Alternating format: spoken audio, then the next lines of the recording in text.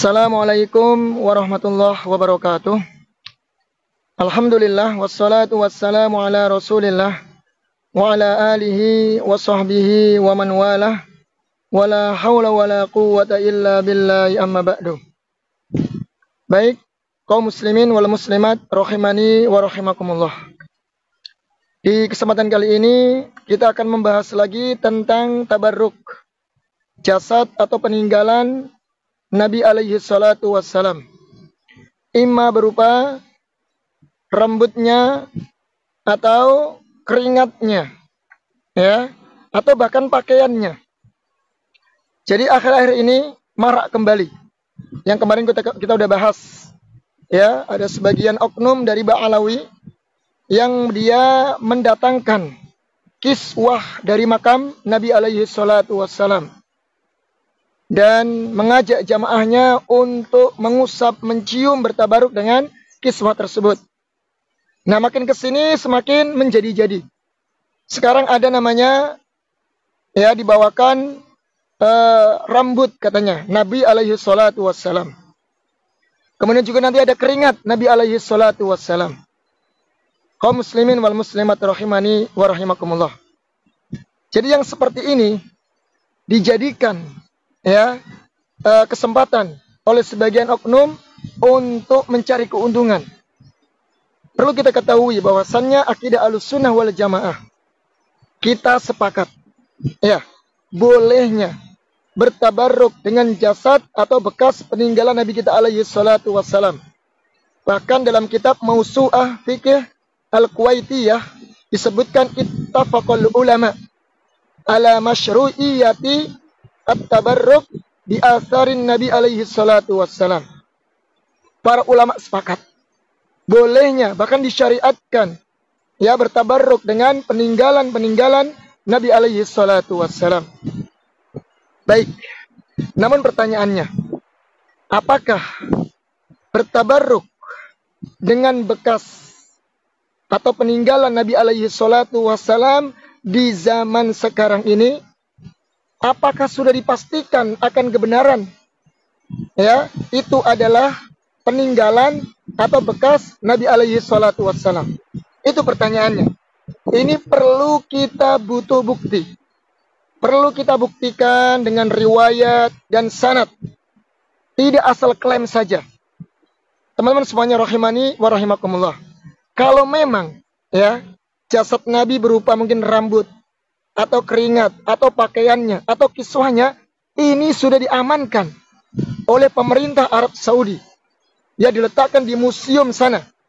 Ya, bahkan kami pernah di sana, nggak ada yang seperti ini, yang hebat seperti yang ada di Indonesia.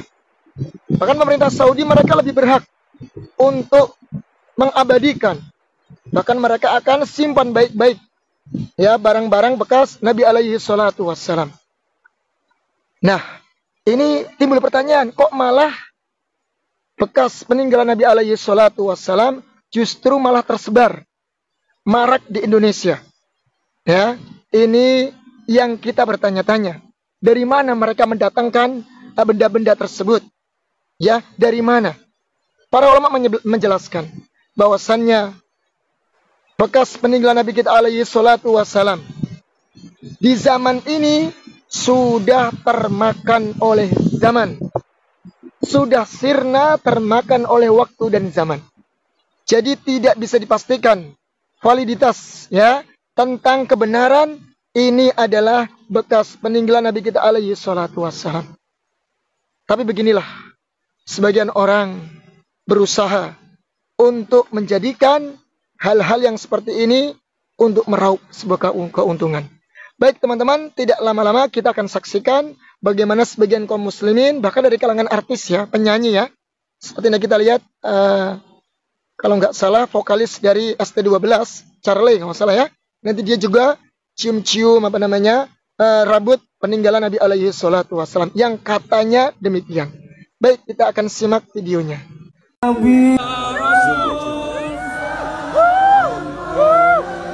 Tuh lihat, itu kan Charlie itu.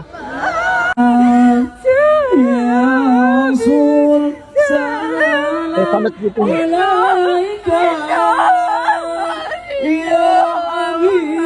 Video ini sedang viral di media sosial. Bahkan tadi saya melihat di TV juga diberitakan. Tuh, diciumin. Yaitu Itu tampak Charlie. ada seorang wanita yang menangis histeris. Ini kan Charlie ya teman-teman ya. Teman-teman yang dulu mungkin pernah ngefans tahun 2000-an kalau nggak salah ya. 2024, 2025, 2026 lah ya. Sempat naik daun nih kan, ST12. Ya ini Charlie, orang Cirebon ini. Ini lagi megang, katanya rambut Nabi alaihi salatu wassalam. Lihat lagi. Saat melihat dan mencium sebuah benda yang dipegang oleh musisi Charlie Van Nauten. Tuh. Dalam narasinya, benda tersebut adalah rambut Nabi Shallallahu Alaihi Wasallam. Tuh rambut Nabi. Sontak. Banyak komentar yang bermunculan dan bertanya-tanya, apakah memang benar itu rambutnya Nabi Shallallahu Alaihi Wasallam?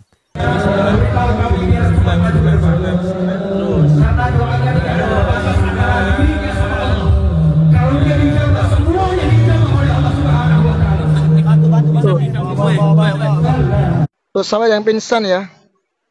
Saking Masya Allah ya.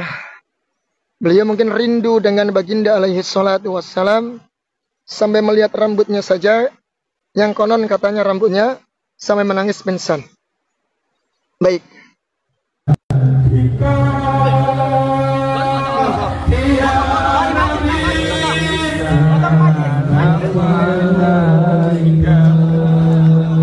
Dan tidak tanggung-tanggung ada pula yang masih menyimpan air keringatnya Rasulullah Nah ini keringatnya Nabi, bayangin teman-teman. Keringatnya Nabi Sallallahu Alaihi Wasallam kok enggak kering gitu ya. Bayangkan, keren banget Indonesia ini teman-teman. Sallallahu Alaihi Wasallam. Kalau yang ini benar-benar di luar nurul akal saya, masa iya selama 1400 tahun lamanya air keringat bisa disimpan dan tidak menguap? Daripada bingung, mending. Baik teman-teman rahimani wa rahimakumullah. Tadi sudah kita saksikan sebagian kaum muslimin yang luar biasa ya. Terkejut, bahkan sampai menangis, bahkan ada yang sampai pingsan karena melihat ya rambut Nabi alaihi salatu wassalam. Bahkan kita lihat di sini ada keringat Nabi alaihi salatu wassalam. Pertanyaannya, masa iya? Padahal Nabi sudah meninggal 1446 tahun yang silam. Ya, apakah benar dan bisa dipastikan ini benar-benar adalah jasad atau rambut Nabi alaihi salatu wassalam? Coba teman-teman dipikir secara akal sehat. Betulkah? Kalau memang betul, coba datangkan sanad dan riwayatnya. Tadi saya sudah kesebutkan. Coba kita pikir sedikit saja, pakai akal sehat. Kalau seandainya ini benar, adalah jasad peninggalan Nabi alaihi salatu wassalam, maka pemerintah Arab Saudi yang di Mekah maupun yang di Madinah, mereka pasti sudah mengambil duluan, sudah mengabadikan duluan, dan disimpan di museum mereka. Gak mungkin liar tersebar kemana-mana sampai ke Indonesia. Karena mereka orang-orang yang luar biasa ittiba dengan Nabi alaihi salatu wassalam. Ini pertanyaan, tapi di Saudi nggak ada apa-apa, nggak ada yang seperti ini. Yang aneh-aneh seperti nggak ada di sana. Bahkan jujur teman-teman ya, kami pernah tinggal di Arab Saudi. Seperti orang-orang Yaman dari kalangan Ba'alawi, ya di sana itu sama aja. Di sana mereka itu ya seperti pekerja biasa, tidak ada istimewanya sama sekali. Ada menjadi kuli bangunan, ada jadi tukang masak di sana, ada tukang las, ya kan? Ada yang supir taksi, ada yang jaga toko. Kami bergaul dengan orang-orang Yaman, Hadrami, Ba'alawi maupun yang lainnya, ya sama derajatnya. Tidak seperti di Indonesia, kemudian mereka menganggap dirinya adalah min ali bait, dari keluarga Nabi alaihi salatu wassalam. Kalau demikian orang Saudi lebih banyak. Yang mereka keturunan Nabi itu banyak, tapi nggak ada yang selebay lah. Selebay jual nasab sebenarnya tidak ada di sana. Nah ini coba kita pikirkan. Ya kalau seandainya ini benar teman-teman, orang Saudi lebih mereka menjaga ya asar atau bekas peninggalan Nabi alaihi salatu wassalam. Mereka lebih berhak. Dan mereka akan simpan baik-baik. Tidak mungkin liar sampai pergi kemana-mana ke Indonesia.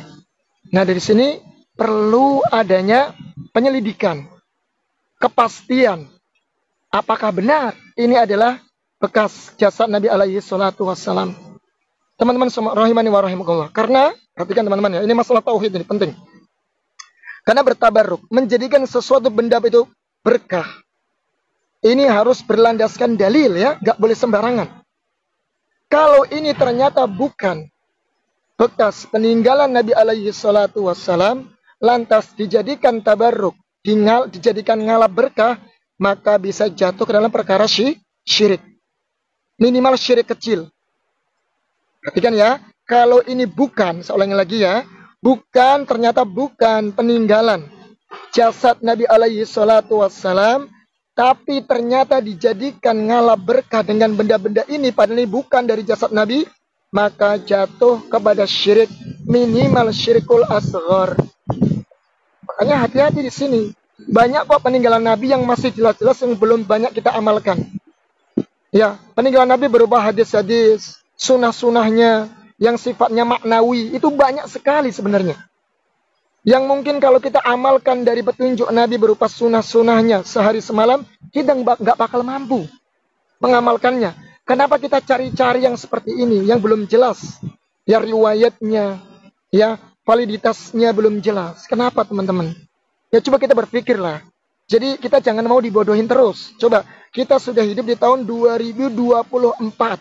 Media sosial terbuka lebar. Kita bisa cari hadis-hadisnya. Kita bisa belajar, bertanya kepada para masyayikh. Bahkan negeri Saudi banyak ulama bisa bertanya ke sana. Ya, jadi jangan kemudian gampang dibodohin. Mau sampai kapan kita seperti ini teman-teman ya? Makanya kami mohon ya. Ya ini masalah tauhid, makanya harus hati-hati. Menjadikan sesuatu benda itu berkah harus berlandaskan dalil ya. Bukan sembarangan, bukan klaim belaka, apalagi hanya untuk mencari keuntungan oleh sebagian kaum, sebagian oknum. Ya, mudah-mudahan yang sedikit ini menyadarkan kita teman-teman ya, bermanfaat. Ya, billahi taufik wal hidayah. Wassalamualaikum warahmatullahi wabarakatuh.